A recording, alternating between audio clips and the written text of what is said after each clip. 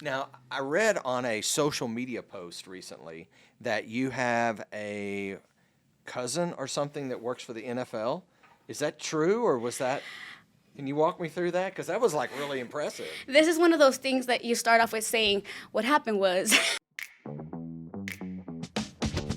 The Catwalk Podcast showcases the greatest of the people of the Permian Basin through partnering in conversation with high-level leaders, social entrepreneurs, nonprofit leadership, and industry executives. Hello, everyone, and welcome to another episode of The Catwalk. I'm your host, Jay Whitlow, and I'm excited about our guests that we're going to have today. But before we get to that, I always want to introduce the guy sitting across from me.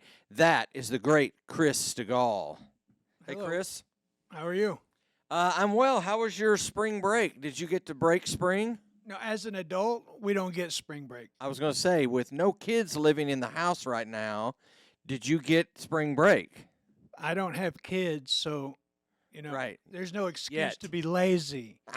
We work around this household. You didn't go anywhere? You didn't do anything? You didn't do anything fun, No, special? I worked. You worked. I worked. Okay. I didn't get to take a Friday off like somebody and go to the ranch. Well, I'm glad you brought that up because that would be me, obviously. And let me tell you a little bit because I have a question for you. So you mentioned our ranch, and we have 2,600 acres.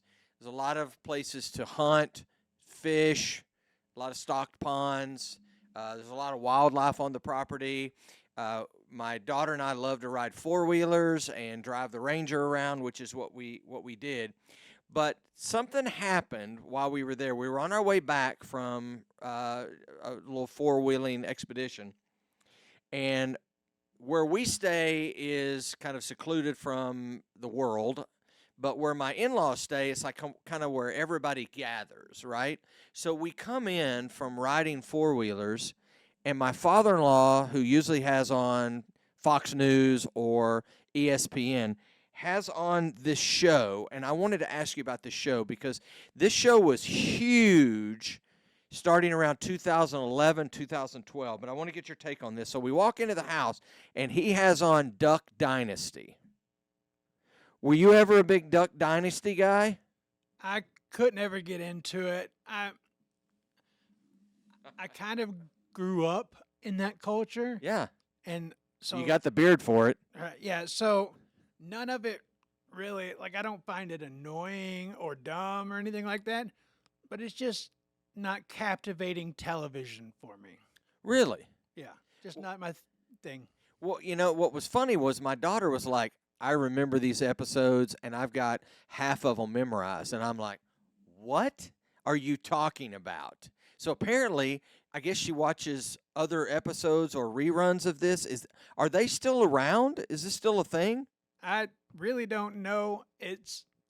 I see it pop up here and there, but I don't keep up with it, so I'm not even familiar where you would find it on TV. I guess it's probably streaming somewhere.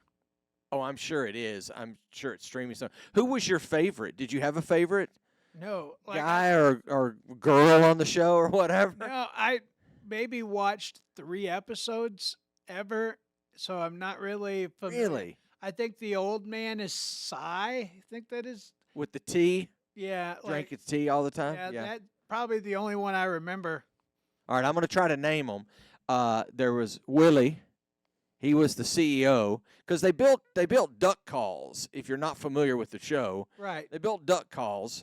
And then there was Jace, and then I don't remember the third brother's name. He was kind of obsolete to me. But then there was Martin, that was one of the hands, and then there was Cy that you mentioned, and then there was the dad and the mom, and I can't even think of Kay. I think her name was Kay, but I don't remember what the dad's Phil. His name was Phil. It just came to me because that's my father-in-law's name. But they had this on, and I'm like, is this still a thing? And is this still popular around? Because I remember it. 2012, it was the thing that was on. Do you think, you come out of radio and TV world, do you think that show could be made today? Oh, I'm sure. That idea and that way of life, especially in our territory, like in the South and the deep South, people dream about that. We got guys who work here that live and breathe that lifestyle. Mm-hmm. So I'm sure it's be fine. I don't see it negative with it. It's just a bunch of Southerners doing Southern things. Southerners doing Southern thing. Did they? Do you think they started the whole trend of the big beard? No, that's if we're really going to go back to that. I think it lands on ZZ Top before it lands on them. Brilliant. Yeah, brilliant. Yeah. I never even thought about that. I thought maybe Duck Dynasty started that whole thing because I remember having friends before Duck Dynasty. They would have never thought to have the beard, and now they still have it. It's Yeah, like I'm sure it helped. influence. Yeah, I think the popularity of it. But if you look at a lot of the big beards today, they're not like those guys' beards. Like they're like it's the people that can't grow a beard who grow a beard now. Watch it. And it's like the really straight hair that just hangs down off the face. Yeah. There's no real volume to the beard. There's not. That's a great way of putting it. There's no volume to that.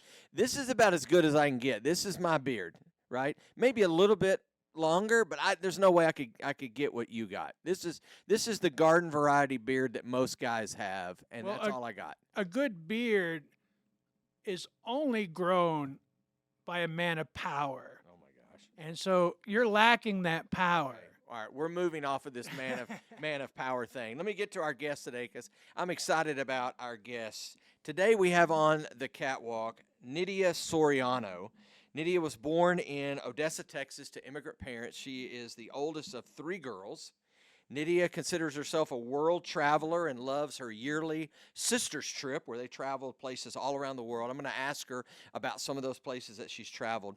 Currently, Nidia is the fundraising and community engagement director for the Boys and Girls Club and is responsible for attaining financial support by donations from corporations, from individuals, from groups, churches, or from fundraisers. She is helping to lead the yearly fundraiser each summer.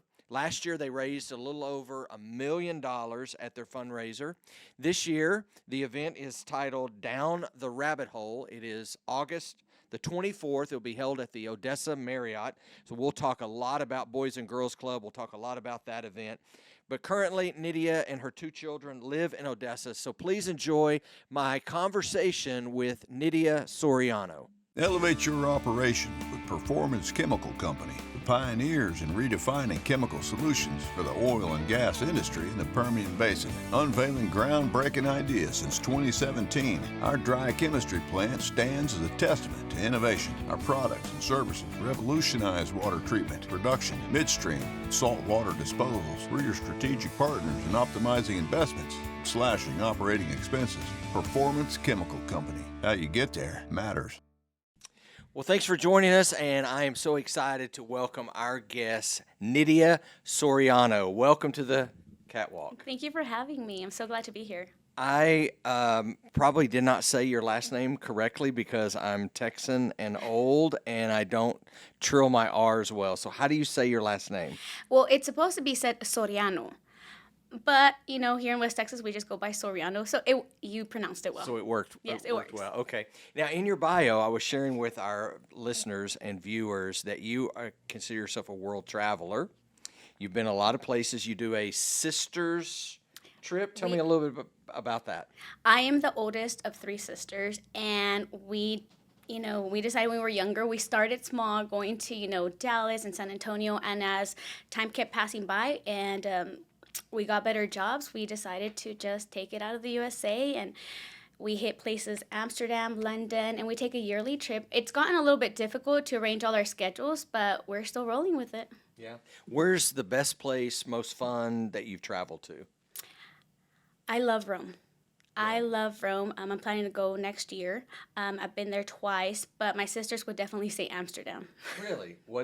What's about Rome that you like so much? It's so romantic. It is so, even being there with my sisters, just such a romantic city. You're there with your sisters, and it's romantic. I mean, I'm a touchy person, like hold my hand, and one of my sisters like, do not touch me. Yeah. Do not touch my hand. But I love Rome. I love Rome. I love the people there. It's just a beautiful place. Do you like international travel, like flying over there to all these places, or?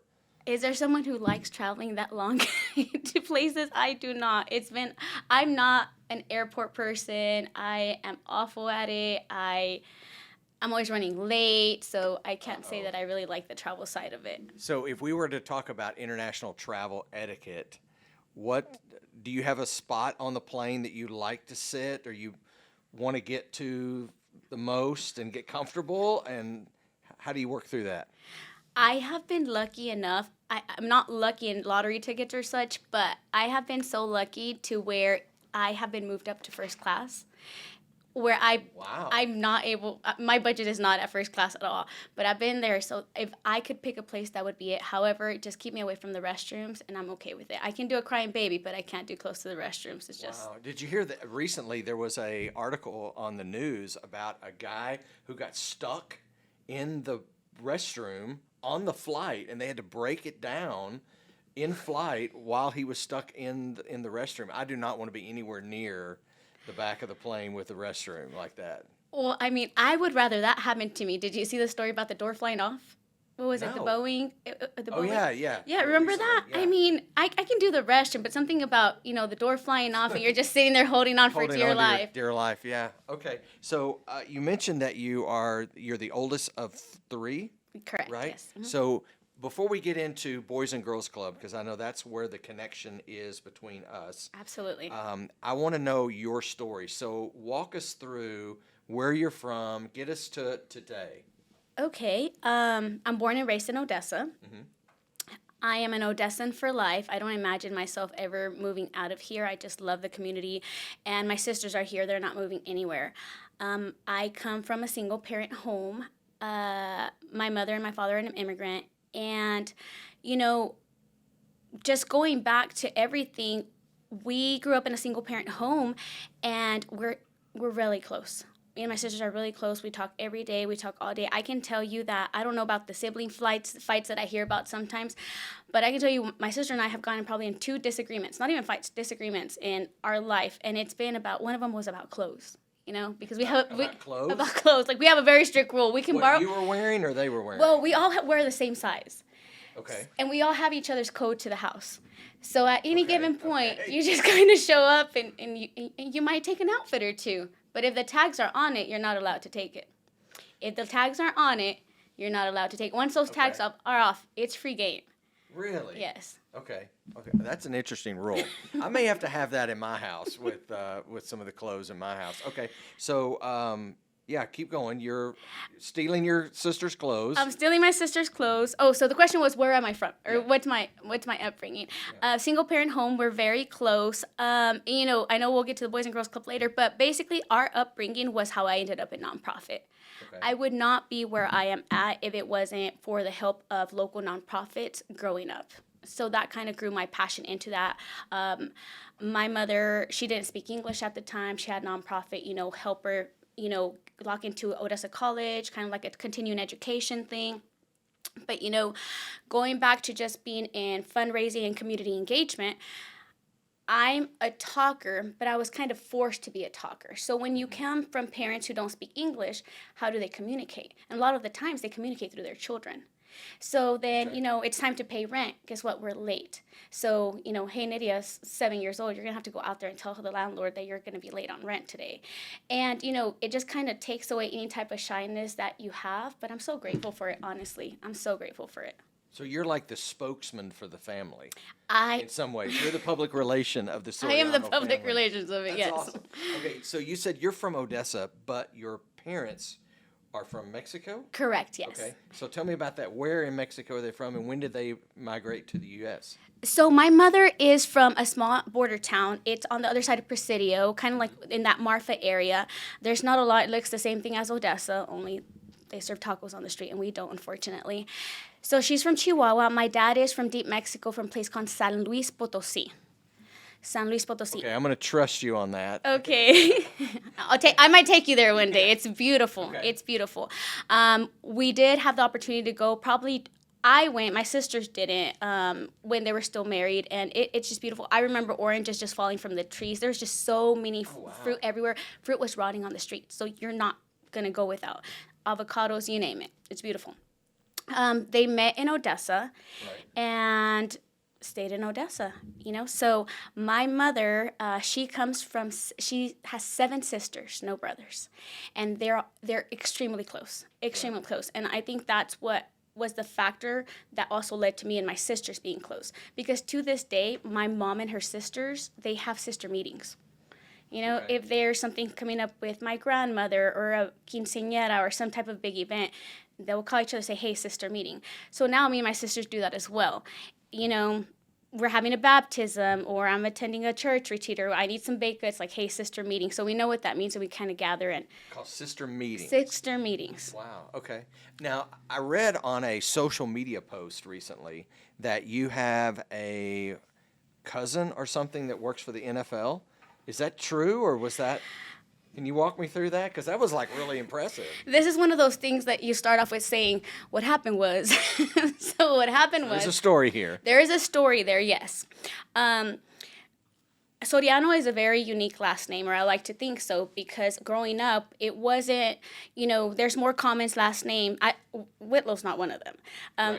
Correct. But, Garcia, Smith, Jones, you see those everywhere. Growing up, we didn't know anybody with our last names, and we don't have cousins here locally with the last name Soriano. So when we would travel out of town, we'd always pick up the phone book and see where Soriano was on there, and oh look, they have 2 people. We should call them. We never did, but we thought about it. So a great prank call. I mean, I'm still open to it. It might be at our next sister meeting. Yeah. But I will tell you that being on Instagram one day, I see that this beautiful young woman with the last name Soriano is the first Latina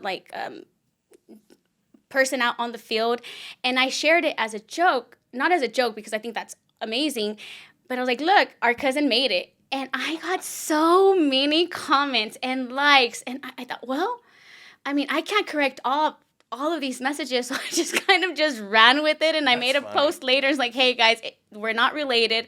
I'd love for her to be, but I'm still promoting her because we have the same last name, and That's funny.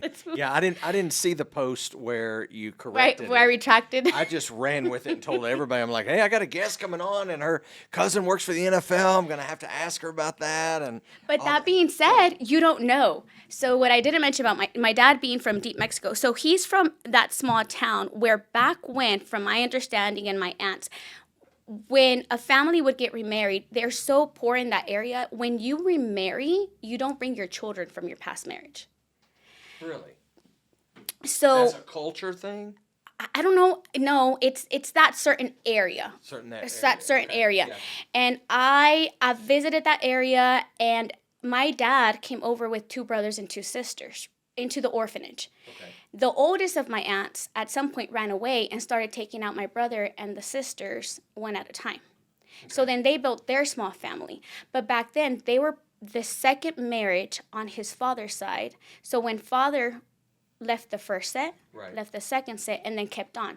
So as of now, between the mother and the father remarrying and leaving those kids at the orphanage, I dare say there's probably about 20. And recently, on social media, this is wild, but it got to a point where I did have a lot of Sorianos requesting me. And it got to a point where I was like, no, I've met 4, and I appreciate it, but this is getting to be a lot. So, she might be my sibling. You never know. You never know. Well, you mentioned growing up, there were some nonprofits that were instrumental in your life. Walk me through those. What were those nonprofits, and how did they make a difference in your life? We grew up, we moved a lot. But that being said, we were always in a home. We had an apartment, but it always felt so safe. So at the time, I didn't know that I was struggling until later on in life when I remembered the names of the nonprofits that helped us. For one being HUD Housing. So HUD Housing and Communities in School.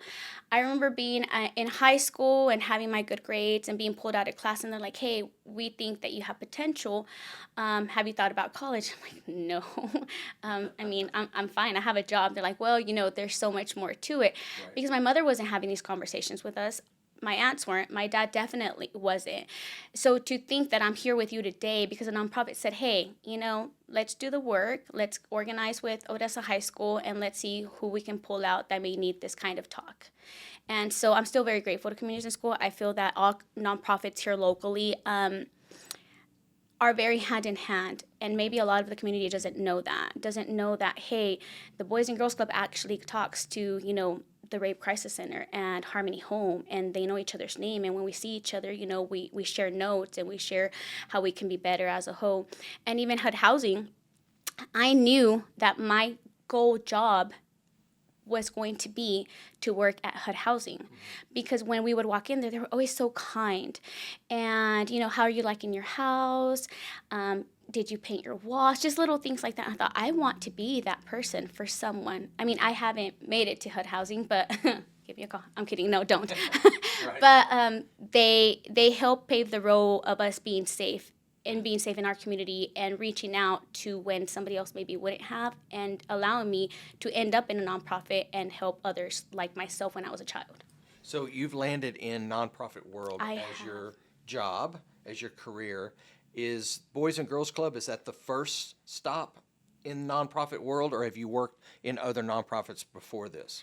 I have worked Boys and Girls Club is my first stop. I left for a small minute to Harmony Home, Right. the Children Advocacy Center, and it takes a very special person to work at a Children Advocacy Center. Right. It truly does, and I have to acknowledge that that's a lot of weight on my heart, but I praise everybody that does. So I did come back to the Boys and Girls Club, and but I still work very well. I talk to the ED and I help as much as I can there. Right. The Boys and Girls Club is where you're currently at, and you sit, the space that you are over is fundraising, community engagement, right? Mm-hmm. Was that something you've longed for to do with the community, or was that just kind of an avenue for you to get into Boys and Girls Club? I stumbled upon this position, but I do feel I prayed for it for many years. I Really? prayed for it for many years. I dare say that this is the first job position I've had in my career that I do not feel that I'm working. You often read, you're not working a day in your life if you truly love your job, and holy cow, I'm there and I'm loving it. It's beautiful. And I know that because I'm doing as a job what I would volunteer to do otherwise. Okay. If God should take me through another avenue to work somewhere else, I know that I would still do the same thing that I'm doing right now. Okay. So with Boys and Girls Club, you run fundraising. What's the hardest thing that you found in fundraising in Midland? Because most people say, oh, Midland's just full of money. Yes. Right? There's money Yes. everywhere. Yes. But then I hear nonprofits are having to raise money, and they're struggling. So where does Boys and Girls Club fit? Where do you fit in that fundraising mold? I know you guys have an event coming up. We'll talk about that a little bit later. But where do you fit in fundraising in our community? We do have per capita. I had a conversation with someone the other day. I believe it was maybe Henry Resources, and we were talking about nonprofits because I want to know. I know my small section of nonprofits because I'm trying to learn who works with kids, how we can be better in the community. I don't know all the nonprofits, but there's well over 500 nonprofits in our area. That's insane. That being said, Wait, there's 500? over 500 nonprofits. nonprofits in our Midland in Permian and Odessa. Basin. Yes, Wow. in the Permian Okay. Basin and growing, right? So that gave me a better understanding when I'm knocking at a door why it's not an easy yes, come in. But I wouldn't say necessarily I've reached a hard area of reaching out and doing fundraising. I have had conversations with other fundraising professionals in Dallas and Houston is very much like us. People are wanting to give. Are wanting to give. So when I've had these conversations, even when I went to go visit my aunt in McAllen and I spoke to someone there, they have the hardest time. I'm thinking, wow, I don't have those problems. People are so welcoming here. They truly are. They truly, truly are. And I feel that everybody's wanting to help. You just have to ask. And you have to have that passion explaining like, hey, I just don't want your $20. Like, hey, I just want your $20. No, let me show you where your $20 are going. Let me show you the faces that it's reaching. So I'm very blessed that I haven't had yet, I haven't had really like a door shut or just that obstacle in fundraising. Right. You made a good point. You were talking about, I don't just want your $20 or whatever it was. Here's the faces of the kids that the lives have changed. What do you say to somebody who is maybe a little skeptic and they say, I don't know where my money goes. I can't see where it goes. How does Boys and Girls Club, how do you specifically show people not just their faces, but stories maybe behind Oh, yes. the kids? How do you share that with the community? And now that you're saying that, I guess I have reached a lot of no's. You've had at least one no. No, definitely yes. But it's always the just come check it out. Like with no strings tied, no strings tied. I want you to come over when the kids are there. And just sit there and just talk to them. And once that takes place, oh my goodness. I mean, the love is just overflowing. I feel that a lot of our committee members that we've had for our events, we've asked them to come onto our committee. And there's always I would love to help, and I know they do, but then there's always that sell to, okay, but let me show you why I want you to help and why I think you want to help. Come visit us when the kids are there after 3 o'clock, or summers we have them all day. And once they come in, they're in because they have children of their own, because they know where their futures are going. But then once you get them in, here's the thing. I'm not going to someone and asking, when people think fundraising, they always think money. And that's not necessarily the case. I want to get you involved. I want our community to be better. And that being said, maybe your fundraiser is not my fundraiser. But if you come over and you tell me your story and it ends up being that, you didn't have food on the table, like, hey, West Texas Food Bank is looking for this. Or you have a sibling that was neglected at the point, then you direct them to that position. But you come over and everybody has something to give. And 50% of the time, it might be financial, but the other 50, not everyone's in a high-level position in the oil field to where they can just write that check. But they have time, and they have stories, and they have a special talent. I mean, even here with you, some of our kids might want to leave a podcast. And I would love for you to have that talk, but that's another thing. But, everybody has something special to give. Yeah, that's a great point, because the nonprofit world that I've seen and been a part of, I'm on several boards and have served and volunteers. Not everything is about money. Oh, absolutely. Not everything is about give. It's about time. So what are some ways that people can give of their time at Boys and Girls Club? So I always say that every one of us has some type of God-given talent. And I like to have these conversations and see what everyone's talent is.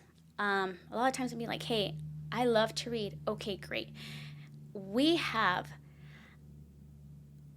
serve over 5,000 kids a year. In the Permian Basin? In the Permian Basin, between Midland and Odessa. We have 3 clubs in Odessa. We have 2 clubs in Midland. And we hope to continue to grow. So when you look at that many kids, there is something that you can bring to the table that our kids will enjoy and learn from that otherwise they wouldn't have. How does a boy or girl get involved in Boys and Girls Club? Is it something that mom and dad push them toward? Do they want to get involved? I mean, walk me through how does a child end up at Boys and Girls Club? Okay, well, a lot of individuals that hear about the Boys and Girls Club, they always tie it into sports, right? It's always, my kids play basketball, or the majority of kids, my kids play basketball or volleyball. And we love serving our kids through our sports program, but there's this whole world behind that. And the kids that actually attend the clubs are not necessarily the kids that play. A lot of them do, but not most. So they're coming to receive other services, and they learn about our clubs through school, through their counselors, through church, and through word of mouth. And a lot of them are within walking distance of our clubs. Back when, my understanding is that clubs were built in areas of need in the community. So you're talking about people who do not have vehicles, who do not have that transportation. And luckily, here these years, we've been able to get donations where we get a bus donated and we're able to pick up kids from school. So that's how it works. Is there, okay, you mentioned the bus. Is there a list on the website, or how do I find out you need a bus to deliver kids? Because I would think, And most listeners and viewers may think, oh, we're just giving money so that they can have food, and you said the basketball, so we can buy new basketballs for them, or those kind of things. But you need other tangible Oh yes. things. Oh So yes. is there a list of needs and wants that each of those? You said there were 3 clubs in Midland, In Odessa, in Odessa, and 2 clubs in 2 Midland. in Midland. So how do I know what is the need at each one of those clubs? And it's so interesting that you should say that. We're actually working on that now, because it used to be, it was the executive director's job, my job, whoever we have it. And we have a very small team in admin, but we work very, very hard to go out and make those specific asks. And we've recently discovered this new program called Good Neighbor, where you can go in and key in a certain word, or you have all these nonprofits, and there's kind of, I dare say, like a shopping list. Okay. A needs and a wants, and you can go in there. So that's what we're working on getting together, because our clubs, I mean, it's constantly moving with these kids in and out. We're needing things left and right, whether it be, maybe a plumber wants to donate his time. We need that. Mm-hmm. We have one person running our maintenance. Maybe we need feminine products for women. So there's that list we're working on, and I will definitely let you know, because we will need help with that. What's a misunderstanding? Because I know you mentioned that a lot of people think it's like a YMCA, right? It's just a place where they can go play basketball after school. Mom and dad don't have to deal with them. They don't have to parent them. They pawn them, so to speak, off on Yes. Boys and Girls Club, but that's not really the motivation behind it. So are you seeing kids' lives changed? And can you give me an example? You don't have to tell a kid's name or whatever, but Yes. give me an example of a life that you've seen change because that child has been in Boys and Girls Club. So I don't know if people are aware of this, but our fee is $1 a day, right? You can't tell me anywhere else where you're able to get childcare for $1 a day. That being said, we have a big percentage of our families that aren't able to afford even that. We don't turn a child away. Mm-hmm. We don't. We are able to accept everyone. In the summer, it gets a little bit harder. There is a line around the building when registration starts, because there's not another affordable place. So at some point, God willing, we're going to expand and build another building, and then be able to get more kids that way. But yes, the understanding and my main goal in a community, yes, it's fundraising, but it's also educating the community of what services we provide. We are not a daycare. You don't drop off your kids and they just play with the ball all day. We have different programs. We have a computer lab. We have an arts director. We feed them every day. So not all our children, but the ones that are in need, when grandparents pick them up, or the aunt or the uncle, because they're just in an unstable home, they are able to go home. They've done their homework. We have people helping them. We have tutors. They've done their homework. They've been fed. And a lot of times they take a snack home. So lives are changing with just that. I'm telling you that these children go home, and the kids have stress too. So I try to explain that to people. The parents, I'm a parent. Yes, we live stressful lives, but these children live stressful lives too. They're going back to school on Monday, and a lot of them are low income, and they don't. I tell everyone, I was not a club kid. I can't talk to you about the club when I was a child, but I sure wish I was. I wish that as a child, as an older sister, I wish that if my mother knew about the clubs, I wouldn't have had to be responsible for feeding my sisters. I wouldn't have had to be responsible for helping them with their homework. I could have truly just enjoyed just being myself. And I feel that lives are changing with the bigger families and even the smaller families. We have one of our directors for one of our clubs in Midland has been there for about maybe 20 years. I mean, our directors and our staff, they're here and they're staying. And a lot of the kids that have come through, they come back in high school and they come back and volunteer their time. And one of our recent board members, he came to us and he came to the club. He said, hey, I want to buy shoes for about 25 kids when they start school. That's amazing. How did you hear about us? Because I went to the Boys and Girls Club when I was young, and one of my core memories is that someone came to the club one day and bought us new shoes, and I want to be able to provide that. What a great legacy. Isn't that beautiful? To be in that environment, because I'm sure there's stereotypes on oh, you're a kid at the Boys and Girls Yes. Club, you're a club kid or whatever. There's probably a negative stereotype to that from the community, however that was brought about. Correct. But then that person, that child, grew and had enough impact from what happened at Boys and Girls Club to turn around and do that. Do you see that quite a bit, or is that a one-off? I don't know that I say it quite a bit, but I do see it often. I mean, I see it often. I have adults come to us and drop in and just give the most random donations. And that is frequent. We have people come in and say, hey, you did this for me and I want to do the same. I saw this when I was a child and I wanted to say, my mother said that she came here when she was a kid. So now I've made it and I want to provide this. So we do see that often and it is really beautiful. It's beautiful to know that even right now, we could be providing a core memory for these children. In whatever your donation is, whether it be your time, whether it be a gift, whether it be you hosting a small event for our kids, these kids are remembering that. And a lot of them do not get a lot of the perks that other children get in the community. Wow. Nidia, would you say that the numbers of Boys and Girls Club kids is growing every year? Because I know the way the world is right now and border and issues that are going on in our community and around the country. Are you seeing an increase in kids joining the club? Yes, very much so. Very much so. That's got to be a positive thing because it's helping kids in our community. Are you seeing a lot of homeless kids that are coming to the club? No, I can't say that we're seeing a lot of homeless kids, but we are seeing a lot of kids in need. We are seeing a lot of kids who are new to the area, who are only Spanish-speaking kids. So, as we are growing, we're also coming into obstacles that we haven't seen before. Back when, we have in Odessa, we have a club on the west side, we have a club in Central Odessa, and we have one on the south side.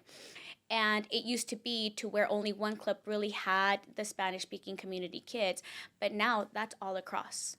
And I feel like we're seeing that in schools as well. And that can only be positive for our community because what I would want to do is to make sure that kids that I've supported are becoming good citizens. They're becoming Yes. a Nidia Soriano, or they're becoming a person who would, at some point in their life, would turn around and say, at some point, this club helped me, whatever it is, Boys and Girls Club or whoever, helped me. I want to turn around and help them. I think that could only be a positive thing. And I'm glad to hear you say that the Boys and Girls Club is more than just a place to go play basketball or a place to hang out. And I think you said we're not a daycare, but I hope that maybe through our conversation, there are people who have had a misunderstanding of Boys and Girls Club can see it for a bigger picture.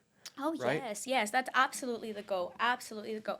And when I go back to things that we do with our kids that we wouldn't have otherwise, I don't think either that people really understand or know, right, that we are a faith-driven nonprofit. It's in our mission statement. So something that we've started to do lately, we're always trying to add experiences to our kids.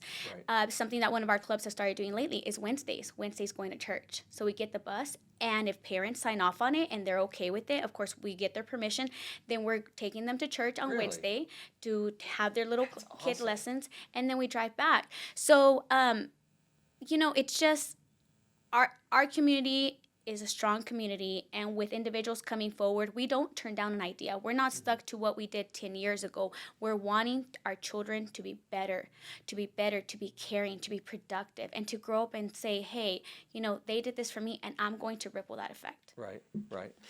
So you're in charge of fundraising, community engagement. So I want to kind of pivot to how can people get involved. We talked about you can give financially, obviously. You can give your time. You can volunteer. You can go through the neighbor program. And I'm assuming it's the one that Cindy Payton is doing. Yes. So I'm very familiar with that Yes, okay, program. great. I think it's called Every Neighbor. Every neighbor. Which is be a good every neighbor. We could say that. So tell me about the events that you guys have. So people love clay shoots. They love to get dressed up and go to things. So I know you've already had the clay shoot a couple of weeks ago. I'm assuming that went well. It went great. So last year you guys raised over $1 million, I think. We did. At your event. We did. How about that? Rio Carnival, I think, was it? So what's happening this year? Okay, so this year, we have our gala jump from Midland and Odessa. Last year it was at the Bush Convention Center. This year it's going to be at the Odessa Marriott. We're super excited about it. We've already had one there. And what we've been doing is we've been focusing on having a comedian, as entertainer. We haven't released who we're having yet. We're in the works, but last year we did have Jay Leno, and it was just a phenomenal event. We're also changing the themes each year. So this year the theme will be Down the Rabbit Hole, which is think Alice in Wonderland. So we're big pieces, chess pieces, bright colors, kind of a modern twist. So that is our largest fundraiser of the year. There are nonprofits that are very event driven.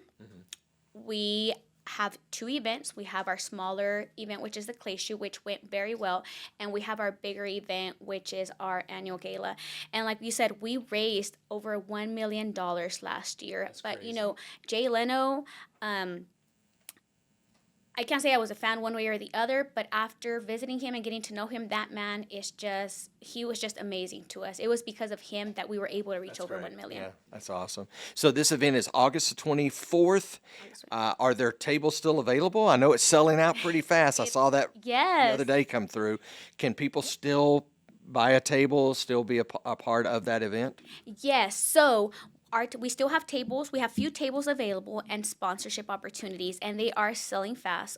Sales went live less than 2 weeks ago, and we are well halfway there to selling out. That's awesome. That is awesome, awesome. But again, I feel that our community has been very great at seeing what an event it is, and I dare say it's not just an event. We truly try to provide an experience that is very well needed here in the Permian Basin. But yes, you can go online. You can reach out to me. My email, call me. But I would love to get people to be able to attend that event. It's a great event to attend. We'll put on the show notes, we'll put all the different ways that you can get a hold of you. And you can buy a table, sponsor, donate, and stuff. But I kind of want to wrap some things up because you have been a great guest. I've enjoyed talking to you and hearing your passion about serving our community, which is it's sometimes it's lost in nonprofit world and serving world. There's a hidden agenda. And I don't hear that with Boys and Girls Club. I hear that it's all about the kids. It's all about making, our community stronger through volunteering and financial giving. So I want to ask you, a couple questions. Who pours into you? Who do you allow, I should say? Like if this table represented your life, who do you let sit at that table and talk to you? I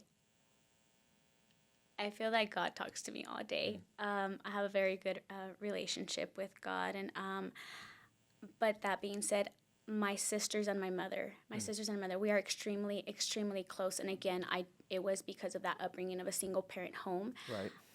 that we were so united.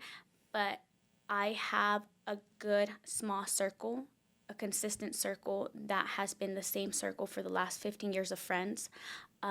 But my sisters, definitely, we always encourage each other to do better. And when we talk about who speaks to you, I always think it's that younger self, that little girl that talks to me on where I would make that little girl proud, which is now my daughter that's 7. And you have 2 kids. I do. I have 2 kids. I have a 7-year-old and a 9-year-old. Favorite favorite restaurant would be what Me or the kids? for you? Oh, me. Oh, Cancun Grill. I love that place. Cancun Grill. I love that place. Oh my gosh, yes, that makes me hungry right now. Favorite style of music? Favorite style of music, it is Spanish ballads. Spanish ballads. So you're not a Swiftie? I'm not a Swiftie, and I think I'm not a Swiftie because I can't afford to go to any of those concerts. Any of those concerts, right? Okay. Favorite app on your phone? Favorite app on my phone is definitely no, it's not. I was going to say Instagram, but it's not. It's definitely my podcast app. I'm a podcast person. And it's to the catwalk, right? That's is the first definitely thing to that the comes catwalk. up. Of course, it should be that way. Okay, I'll wrapping it up. What do you want the Boys and Girls Club and yourself to be known for? I want myself to be known for someone who leads by example. Who leads by example. I want to be known for that. And as far as the Boys and Girls Club, I want people to grow not just an understanding, but a love for it as a key nonprofit in our community. Because there's many, many kids that come through there that end up that the Boys and Girls Club could definitely help drive these kids to be one way or another in life. And I do feel we're making all the changes and all the efforts and outreach to put them in that good place where they're, in leadership positions at the Permian Basin. Awesome.